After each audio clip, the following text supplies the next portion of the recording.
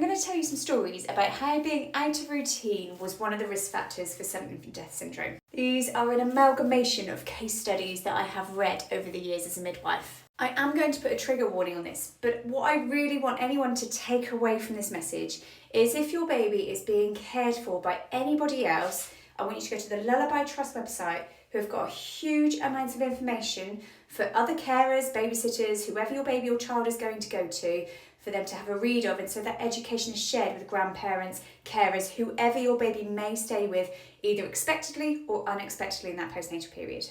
And just to clarify, it was the being out of routine that then led to being placed into unsafe sleep situations, which is why it was determined as a risk factor within the previous study that I'd mentioned. The being out of routine, that was the root cause that led to the unsafe sleep situations. Let me tell you about Betty. So Betty had her first baby. Her baby's 2 months old. And sadly, she's had the flu and she's developed a chest infection bad enough that the oral antibiotics are not working anymore. She now needs intravenous antibiotics and needs admitting to a hospital. Her baby is going to be cared for by her mother-in-law because her partner is sadly working abroad in a different country and is not there currently. He'll be back by the next day because he's getting an early flight home, but sadly she's being admitted to a hospital.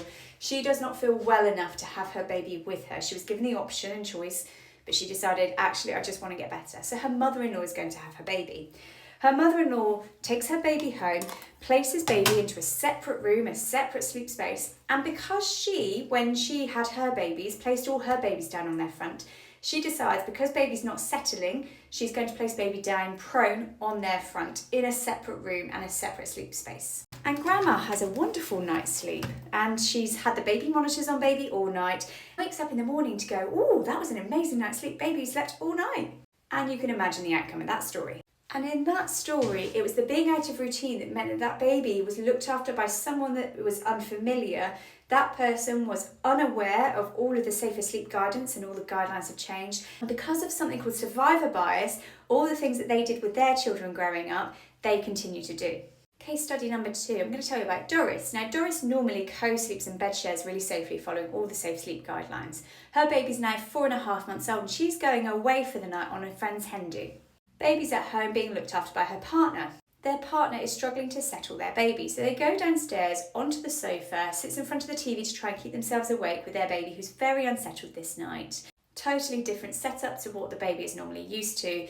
And what happens in trying to keep themselves awake, they fall asleep accidentally on the sofa with their baby, and their baby sadly gets trapped between the sofa cushions and themselves. Story number 3 is Wilma and their partner, and they're travelling up to Scotland with a newborn baby, and they are going to be stopping every 1.5 to 2 hours on their car journey up there. They've got a 5-week-old baby, and they do stop very frequently, but now, long car journeys are a contributing factor to sudden infant death syndrome happening, sadly. It's why with preterm babies particularly, they do a saturation monitor test in the car seat challenge before they go home. And it's why it's recommended in the first month of life for any baby that you would stop really regularly. And so the parents have actually followed this guidance and stopped really regularly on the way up to visit family. They wouldn't ordinarily do a long car journey. Anyway, baby's fine. They get to Scotland.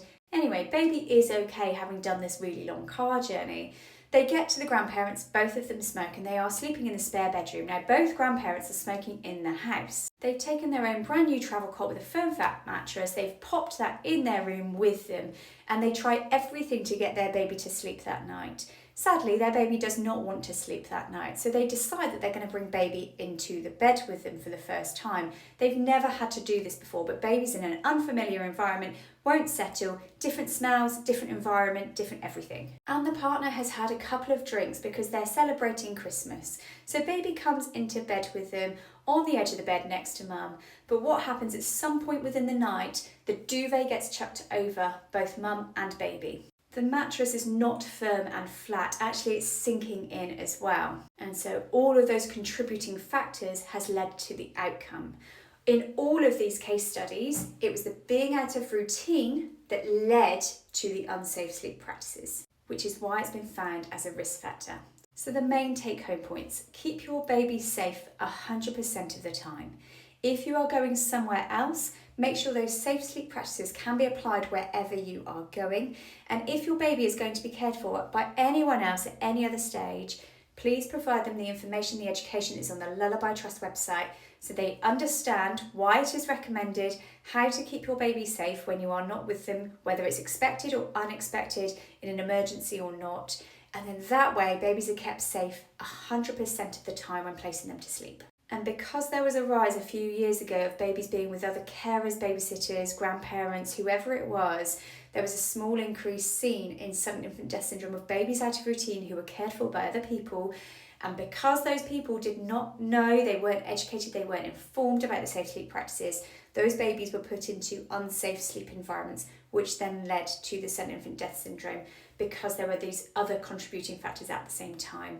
And that is why the Lullaby Trust came out with new guidance and new publication. There were updates sent to healthcare professionals a few years ago to remind them that anybody who provides care for babies needs the safe sleep guidance.